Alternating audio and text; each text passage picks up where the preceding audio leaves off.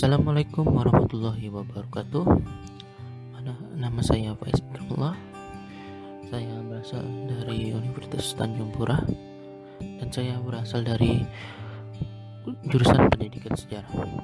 Hari ini saya akan membahas tentang berdirinya Keuskupan Sintang di Kalimantan Barat.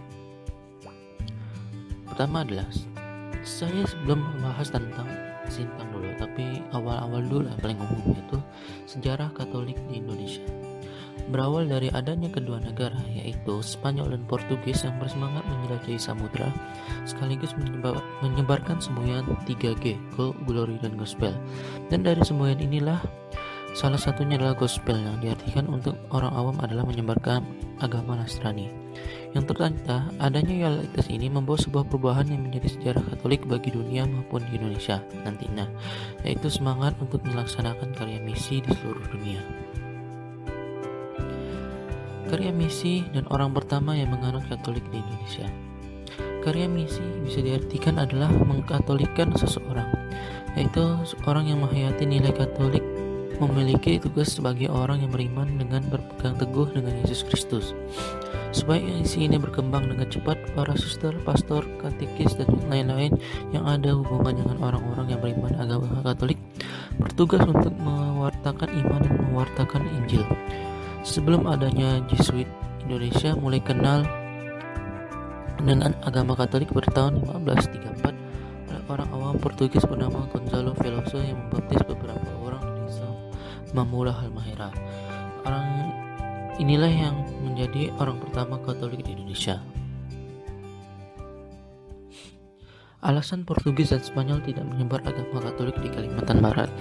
Penyebaran Katolik mulai masuk ke Kalimantan Barat tidak melalui Spanyol atau Portugis, melainkan Belanda. Kenapa begitu? Portugis memang pernah ke Kalimantan Barat, yaitu ke Kerajaan Sukadana, tapi itu hanyalah hubungan perdagangan, bukan untuk menyebarkan agama. Penyebabnya karena Portugis selain gospel, mereka ingin mencari gold, yaitu sebuah kekayaan. Di Indonesia, kekayaan tersebut ialah rempah-rempah. Portugis mengarahkan tujuannya mencari rempah ke Indonesia Timur, karena di Kalimantan Barat tidak memiliki apa yang dicari oleh Portugis dan Spanyol dan Eropa pada saat itu. Sejarah agama Katolik di Kalimantan Barat dibawa oleh misionaris Belanda, karena pada saat itu Kalimantan Barat dijajah oleh Belanda. Karena suku Dayak masih animisme, maka karya misi bertugas untuk mengkristenkan orang-orang Dayak yang ada di pedalaman.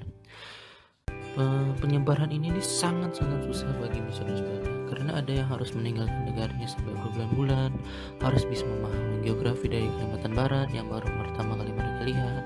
Misionaris harus bisa melewati sungai karena belum ada jalan, dan khusus untuk pastor mereka melayani umat ke kampung dengan berjalan kaki. Pendirian Keuskupan di Sintang. Misi Katolik berhasil masuk Kalbar. Pastor pertama yang melakukan pelayanan adalah Walterus Stahl SJ. Beliau melakukan pelayanan terhadap orang Tionghoa yang berada di Singkawang, kemudian menetapkan Singkawang sebagai stasi dan mengangkat Pastor Stahl yang sebagai pastor paroki. Sebelum kedatangan Pastor Walterus Stahl SJ, telah terbukti dahulu datanya Pastor Loymans SJ yang diutus menjadi misionaris pertama daerah Kapuas. Karena itu kemudian Pastor Loymans dijemput dan dibawa ke Sejiram oleh 3 bersaudara yang berasal dari Sejiram. Pada saat dibukanya stasi Sejiram pada tahun 1906, Kampagnek Kontroler Smitau yang semantik dengan gereja mendekati gereja untuk berbicara tentang kemungkinan membangun rumah atau stasi baru di Batang Lempar dengan tempat kedudukan di Lanja. Setelah karya misi dilakukan Kapusula, maka tempat selanjutnya karya misi ini yaitu daerah Sintang.